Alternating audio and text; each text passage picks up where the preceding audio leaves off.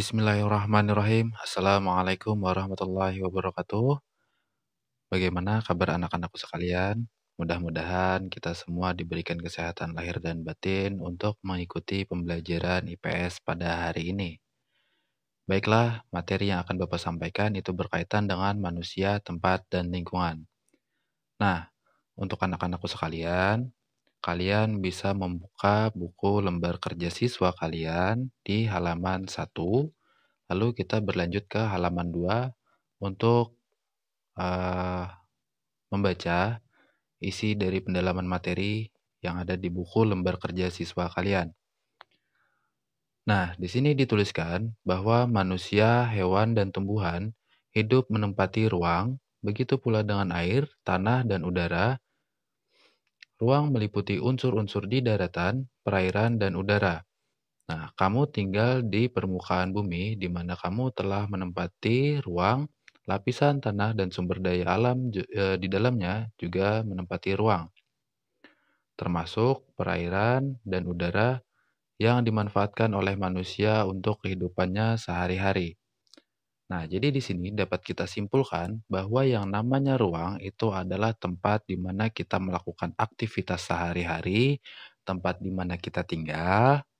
Nah, juga termasuk benda yang sering kita gunakan seperti air, juga udara. Fungsi air apa?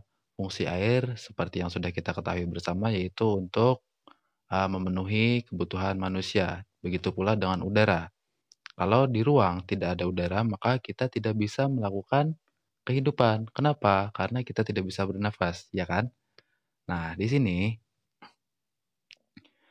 yang namanya ruang itu adalah tempat di mana benda dan makhluk hidup itu melakukan aktivitasnya masing-masing. Nah, di mana ada manusia tinggal, di mana ada tempat hewan ataupun tumbuhan, itu menempati sebuah ruang. Contohnya kita sebagai manusia. Tempat yang kita tinggali saat ini juga termasuk bagian dari ruang. Nah, kalau tidak ada ruang, bagaimana kita bisa melakukan aktivitas? Tentunya tidak bisa kan? Karena apa? Karena ketika kita di dalam contoh, kita di dalam ruang yang sempit. Nah, itu juga termasuk ruang kan sebenarnya. Di ruang yang sempit, kita tidak dapat melakukan aktivitas, apalagi tidak ada ruangnya sama sekali. Nah, itu adalah salah satu contohnya. Nah, lalu kita berlanjut ke bagian pengertian ruang dan interaksi antar ruang. Yang pertama ingin Bapak jelaskan yaitu berkaitan dengan ruang. Di sini dituliskan bahwa dimensi ruang merupakan bagian dari kehidupan makhluk hidup. Manusia hidup memerlukan ruang sebagai tempat berlangsungnya aktivitas kehidupan, di mana berdasarkan Undang-Undang Nomor 26 Tahun 2007 tentang penataan ruang, di mana ruang merupakan wadah yang meliputi ruang darat, ruang laut, dan ruang udara. Nah, jadi sudah kita ketahui sebelumnya bahwa ruang itu adalah tempat melakukan aktivitas, baik itu melakukan aktivitas di daratan, melakukan aktivitas di perairan, juga melakukan aktivitas di lautan. Di lautan, sorry. Maksudnya di udara.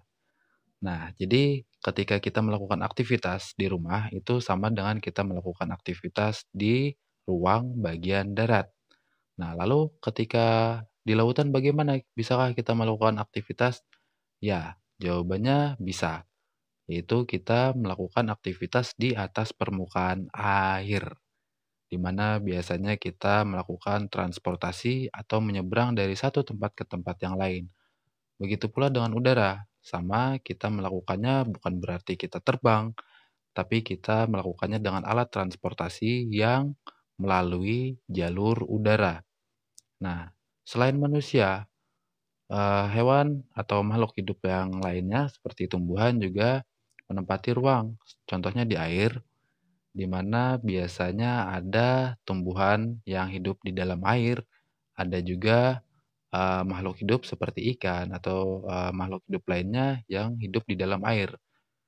Nah, ketika mereka menempati air, itu adalah ruang bagi mereka, bukan ruang bagi kita. Kenapa? Karena ruang kita ada di daratan. Ruang mereka atau ruang makhluk hidup air tadi, tempatnya adalah di air. Kalau dia dipindahkan ke daratan, maka dia tidak dapat melangsungkan kehidupannya. Sama begitu pula dengan kita, sebagai makhluk darat yang tidak bisa melakukan kehidupan kita di dalam air.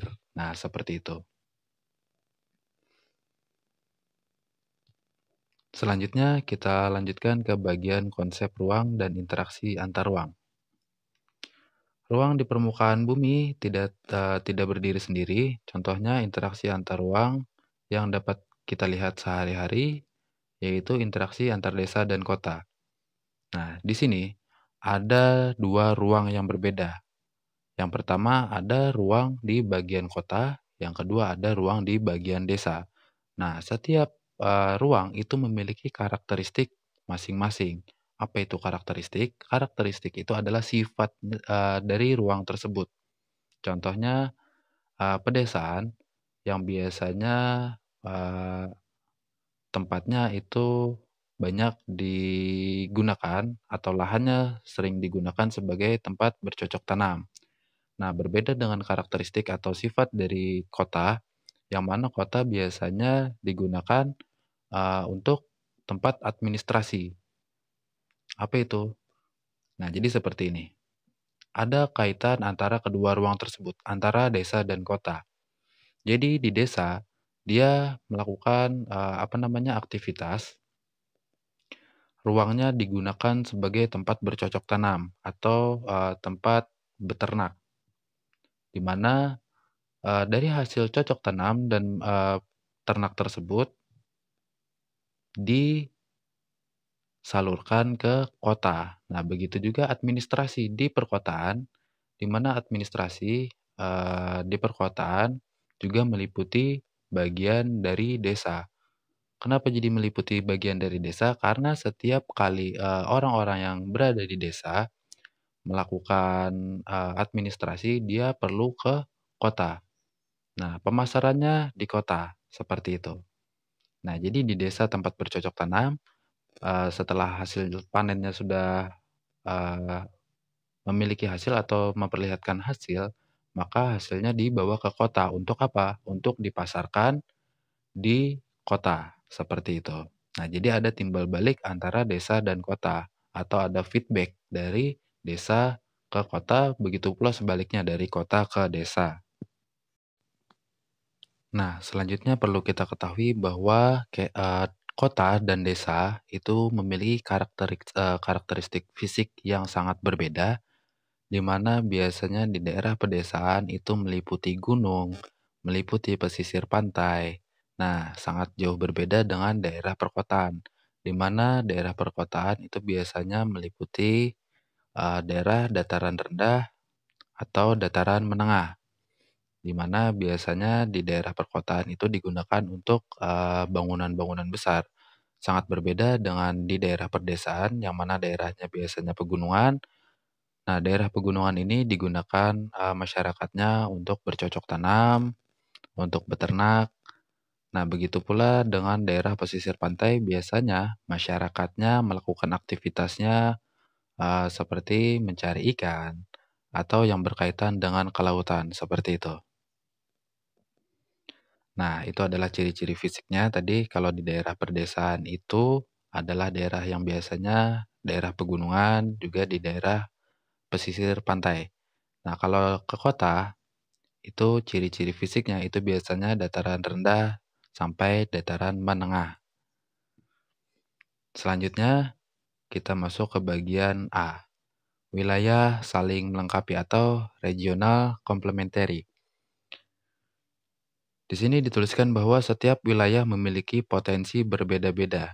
Nah, pada gambar 1.2, tampak wilayah A menghasilkan sayuran dan wilayah B menghasilkan beras. Wilayah A membutuhkan beras dan wilayah B membutuhkan sayuran. Perbedaan ini menyebabkan berlakunya hukum saling melengkapi. Nah, di sini bisa kita ketahui bahwa setiap wilayah tadi berbeda-beda.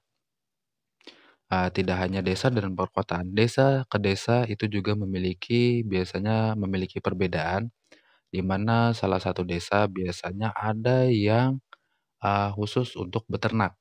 Lalu desa sebelah itu khusus untuk bercocok tanam. Nah, mereka melakukan, interaksi. Apa itu interaksi? Interaksi itu adalah kaitan hubungan, baik itu melalui komunikasi, baik itu melalui aktivitas seperti tadi, aktivitas saling melengkapi. Contohnya, di desa A itu adalah desa yang, eee, masyarakatnya bercocok tanam karena lahannya mendukung untuk bercocok tanam. Nah, lalu desa B itu masyarakatnya lebih dominan beternak. Kenapa? Karena wilayahnya, lebih cocok untuk beternak. Nah, kedua tempat ini memiliki sifat yang berbeda. Mereka bisa saling melakukan interaksi atau melakukan aktivitas dengan cara saling melengkapi. Contohnya tadi di desa A itu bercocok tanam, mereka melengkapi, bagian desa B dengan mengirimkan, beras dan sayuran ke wilayah B atau desa B tadi. Nah, lalu sebaliknya, mereka di desa B itu lebih dominan, beternak, ya kan? Nah, jadi ketika mereka beternak, otomatis mereka tidak memiliki, beras ataupun sayur-sayuran. Maka mereka membutuhkan, beras dan sayur-sayuran tadi dari desa A. Nah, karena di desa A itu dominan bercocok tanam, mereka tidak memiliki hasil ternak. Nah, sedangkan, manusia biasanya ketika makan, itu membutuhkan yang namanya lauk. Nah, lauk itu dapat dihasilkan dari para peternak, baik itu peternak ikan, peternak, sapi, kambing, dan sebagainya. Nah, begitu pula sebaliknya. Jadi mereka membutuhkan lauk pauk dari desa B. Nah, sampai di sini sudah bisa dipahami? Kalau sudah bisa dipahami, kita lanjut ke bagian B, yaitu kesempatan berintervensi atau intervening opportunity. Di sini dituliskan bahwa kebutuhan suatu wilayah tidak cukup dipenuhi dari satu wilayah saja. Kondisi tersebut akan memunculkan kesempatan suatu wilayah untuk memenuhi kebutuhan wilayah lain karena adanya hambatan interaksi antar wilayah. Nah, intervening opportunity ini adalah, contohnya mengambil kesempatan. Ada 3 wilayah, wilayah A atau desa A, wilayah B atau desa B, ada tambahan yaitu wilayah C atau desa C. Nah, wilayah A itu, masyarakatnya dominan bercocok tanam. Wilayah B itu dominan, beternak. Lalu ada wilayah C. Wilayah C itu lebih condong ke peternakan. Nah, mereka itu bisa saling melakukan, interaksi di mana biasanya wilayah A ke wilayah B itu lebih jauh jaraknya, maka wilayah C yang akan memenuhi kebutuhan wilayah A. Kenapa? Karena wilayah A itu dengan wilayah C itu jaraknya lebih dekat. Nah, ini adalah kesempatan wilayah C untuk, melakukan intervensi atau intervening opportunity tadi. Nah, contoh selanjutnya kita gunakan cakupan yang lebih luas. Wilayah A itu dominan bercocok tanam. Wilayah B itu dominan beternak. Dan wilayah C itu lebih dominan keduanya, yaitu bercocok tanam dan beternak. Nah, di mana wilayah A dan wilayah B itu bisa saja mereka kehabisan stok. Nah, maka wilayah C lah yang akan melengkapi kebutuhan kedua tempat tersebut. Nah, itu adalah cakupan yang sedikit lebih luas di bagian kesempatan berintervensi atau intervening opportunity. Sampai sini sudah bisa dipahami? Kalau sudah, kita lanjut ke bagian C, yaitu kemudahan pemindahan dalam ruang atau transferabilitas atau spatial transferability. Nah, di sini dituliskan bahwa interaksi antar wilayah dipenuhi oleh efektivitas waktu dan biaya. Mengapa demikian? Nah, kalian bisa melihat di buku lembar kerja siswa kalian di halaman 3. Di situ ada gambar 1.3, di mana di sini ada wilayah X, wilayah Z, dan wilayah Y. Nah, di wilayah X dan wilayah Y itu ada garis putus-putus. Lalu ada wilayah X dan wilayah Z, itu garisnya tidak putus-putus. Artinya, di sini yang garisnya tidak putus, itu memiliki interaksi yang kuat. Nah, wilayah Z itu adalah penghasil beras, wilayah Y juga sama penghasil beras. Nah, interaksi yang dilakukan adalah bertukar, sama seperti yang Bapak jelaskan sebelumnya, seperti regional complementary, yaitu saling melengkapi, tapi di sini ada jarak yang harus ditempuh. Nah, di sini ada wilayah Z dan wilayah Y yang sama-sama menghasilkan beras, di mana beras tersebut akan dikirimkan ke wilayah X. Di sini ada dua garis, yang pertama tadi garis putus-putus dan garis yang tidak putus. Garis yang tidak putus itu berarti interaksinya kuat, di mana jarak atau jarak tempuh dan resiko perjalanan itu lebih sedikit dibandingkan dengan wilayah Y yang memiliki garis putus-putus. Nah, wilayah Y itu sama penghasil beras, namun jarak dan resiko yang ditempuh itu lebih besar daripada wilayah Z. Nah, jadi wilayah X lebih condong memilih wilayah Z untuk melakukan aktivitas. Karena apa? Karena resiko dan jaraknya itu kecil dibandingkan dengan wilayah Y yang memiliki resiko perjalanan yang apa namanya? Resiko perjalanan yang tinggi dan juga jaraknya yang begitu jauh, seperti itu. Nah, maka dari itu, wilayah X dan wilayah Z itu interaksinya lebih kuat dibandingkan dengan wilayah Y yang memiliki garis putus-putus, seperti itu. Nah, jadi di sini sudah dapat kita ketahui bahwa interaksi antar wilayah juga dipengaruhi oleh efektivitas waktu dan biaya, di mana waktu ini biasanya berkaitan dengan jarak dan juga biaya juga berkaitan dengan resiko perjalanan dalam melakukan aktivitas tersebut. Nah, sampai di sini dulu pertemuan kita pada hari ini. Sampai ketemu lagi di pertemuan selanjutnya. Bapak akhiri. Wassalamualaikum warahmatullahi wabarakatuh.